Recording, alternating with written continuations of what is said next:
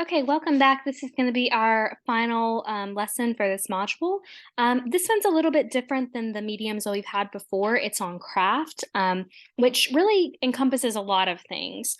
So I would really advise you, if you haven't already, to watch the video first, the difference or the art versus craft or fine art versus craft video that's in your Edpuzzle folder. Before getting into this video, I'll probably reference it a little bit, and it'll just be good to kind of note the differences in what I'm wanting you to kind of focus on in this lesson. So, just by definition, craft is a skill in making things, especially with the hands. So, craft really sounds a lot like fine art.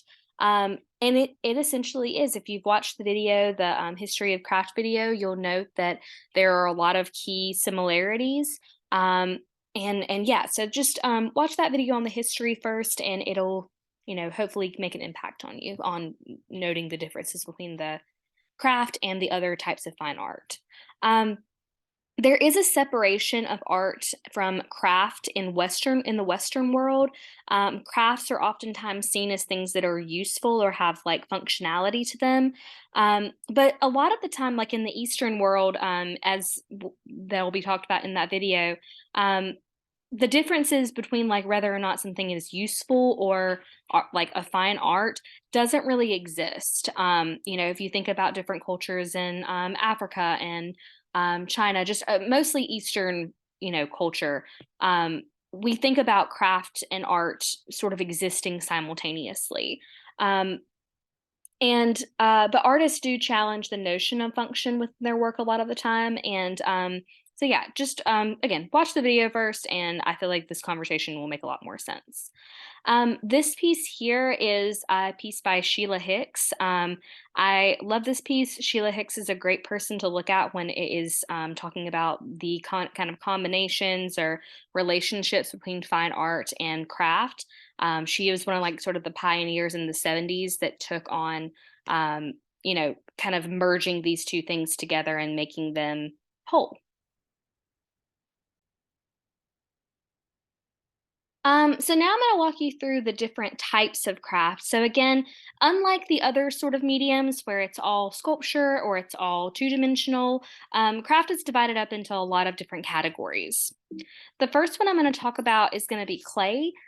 Clay is sort of thought to be more of a sculpture material, but when we think about things like ceramics and pottery, it oftentimes falls into that craft category first because it is functional most of the time. Our dishware and our cups and bowls and plates and things like that are what is made from clay. Um, Clay is soil with a heavily volcanic makeup mixed with water. The art of ceramics is the art and science of making objects from clay. Ceramicists make any work with clay, doesn't have to be necessarily dishware. And I think that there's sort of this like connotation with ceramics that it is an elevated form of clay or like an elevated professional use of clay, whereas like potters or pottery tends to like lean itself to be more like hobbyist. And I don't think that's necessarily a true thing. I think that potters can, also make really sophisticated professional work. And it can be at the same level as art made by ceramicists.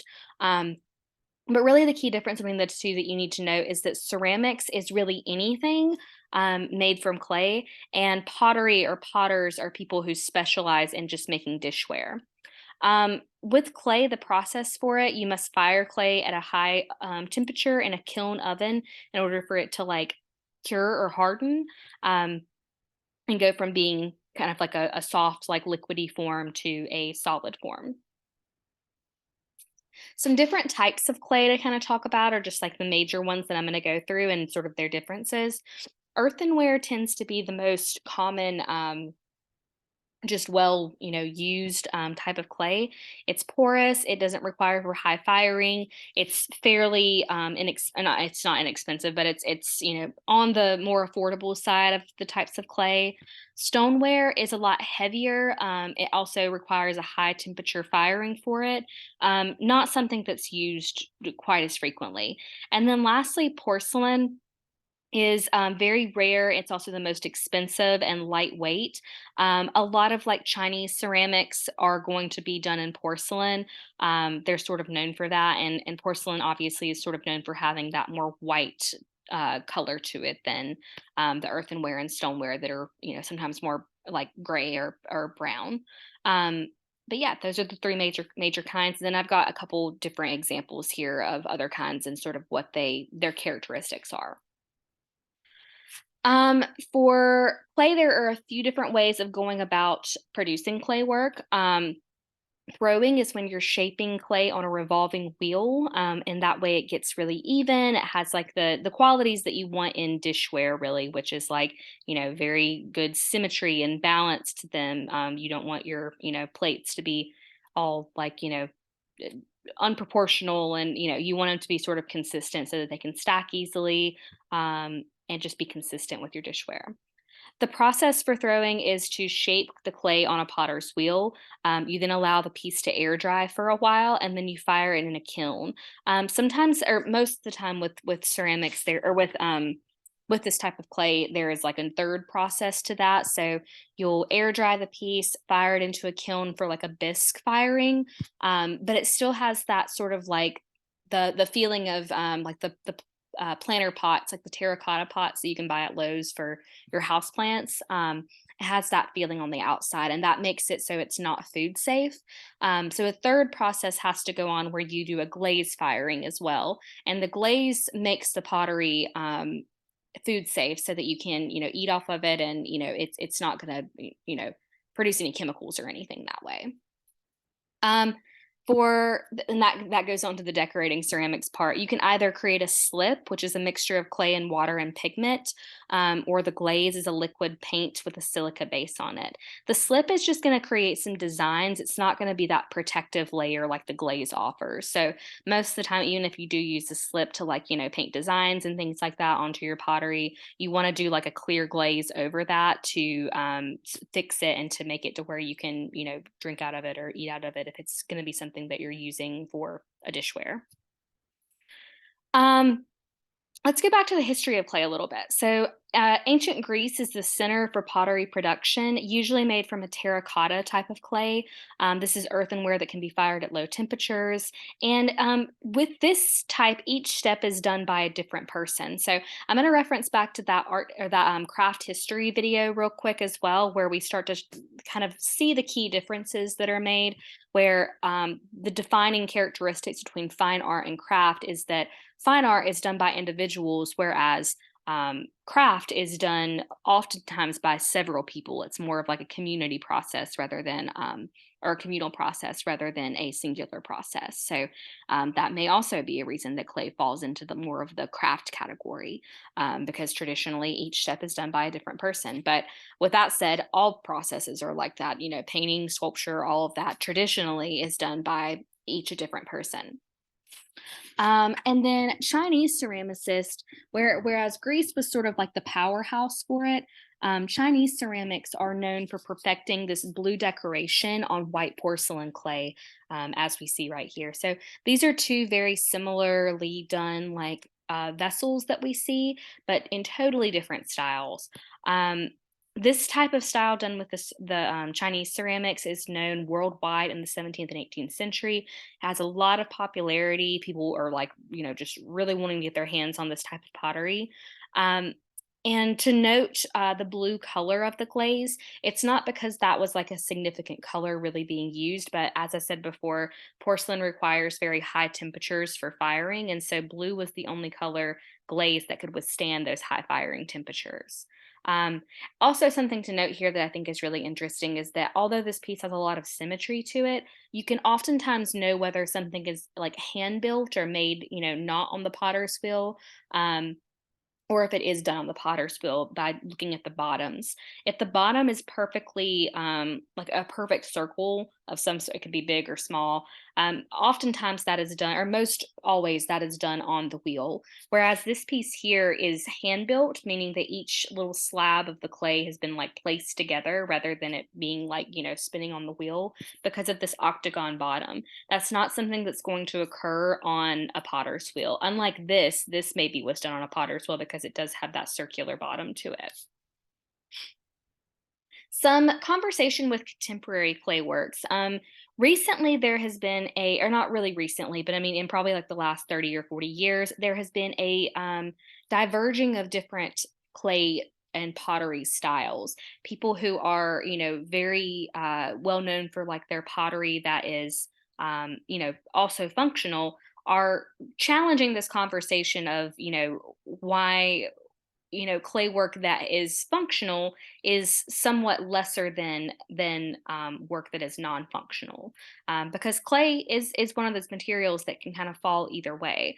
Artists like Betty Woodman, this piece is called Divided Vases, and it is done in a cubist style. So she's kind of taking the same tendencies that the other types of clay workers use, where she's being inspired by a type of art movement. And although these pieces are functional, you can still drink out of them, the form is really challenged here. It's might not be the cup that you want to necessarily drink out of, but it's challenging, like, the shape, the form, the elements, how we're organizing these different things to create works that are equally as you know validated, I guess, as an art form as any other clay work is. um, but yeah, I think that her pieces are really profound in that way, and have a lot of uniqueness to them, and make us really question kind of like the ergonomics of things, and brings to light things that, almost like in the sculpture chapter with the ready mades, where you put something into the gallery that is not typically seen there. These vessels here, like these coffee mugs, whatever vases here, could exist in the gallery. And you might not know that they are functional at first, so it sort of changes the meaning of them a little bit. This is a really low quality photo, and I do apologize for that. But another contemporary clay artist, I always like to include people that I know if I can. This is an artist, Asian Pridgen. This is another person that I went to graduate school with, and he is a contemporary ceramicist and potter. I would say he makes vessels, things that are useful, but he sort of combines different types of processes and mediums. In this example, he's doing clay, obviously, and then he's also doing painting as well. He experiments with clay techniques to create textures and forms that mimic the Afro American hair types. Like this here, this is actual like clay that has been braided together, sort of, to create that actual texture, not an implied texture. So his conversation is kind of a different sort of avenue that I think has been seen from a lot of ceramicists before, because he is using his own heritage to bring attention to this medium that sort of, there was examples seen in art history textbooks and whatnot, but not a whole lot. It's mostly coming from a couple regions in the world. And so he's wanting, his heritage and his, knowledge and experience and culture to be seen in the same light as others. Okay, moving to our next category on glass. This is a stained glass piece. Stained glass isn't quite as popular as it was a while back. Sort of reached its peak a while back in the Middle Ages. There is a resurgence in Europe and the United States in the late 19th and early 20th centuries, when we start to see a lot of like church windows and things being done in stained glass. This is one of those. It's called Resurrection Window, done in 1901 by Mary Lowndes. And yeah, this is just an example of stained glass. The more popular type of glass making today, or like glass in like the craft field, is blown glass. This is Dave Chihuly. I don't know why I put Dale Chihuly, but it's Dave Chihuly Citron basket set. And I would really encourage you guys to look at some of his previous installations in places like the Biltmore House, in different airports, things like that. This is just a small little example of his work, but he shows or he creates big giant installations. There was one in the Biltmore House a few years back, and it's just, they're really really wild. But this is an example of blown glass that is functional. It's a basket, so it does have like a function to it. It's not just about the form. Oh, also, there is a new, or not new now, but a few years ago, there was a show that came out on Netflix called Blown Away. I think it's still available there. Really, really cool competition show about glass blowing. If you've never watched like glass blowing before, it's a really intense, fast paced process. Great for the reality competitive TV shows because it feels very high risk all of the time. But yeah, definitely watch Blown Away on Netflix if you have availability to that.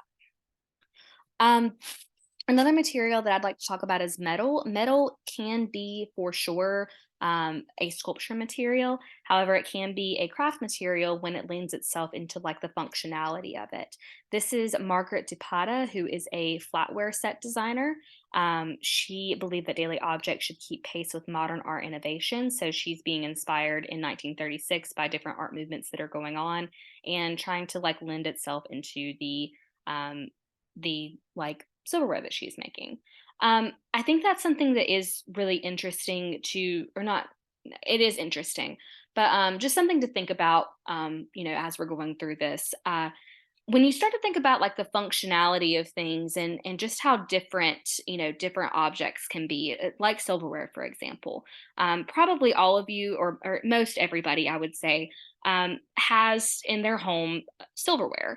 Um, I highly doubt, unless you've just got the same set from like Target or somewhere, that anyone has the same type of silverware. You have the same, knives, spoons, forks, whatnot. But if you look at the details, look at the handles, look at the shapes, look at all these like little tiny decisions, just think that there is somebody out there that has had to make those choices, a designer, an artist, um, and choose, how long the, fork length is, how is the tip going to be designed? Is there going to be any decoration? Are they going to be thin or more wide?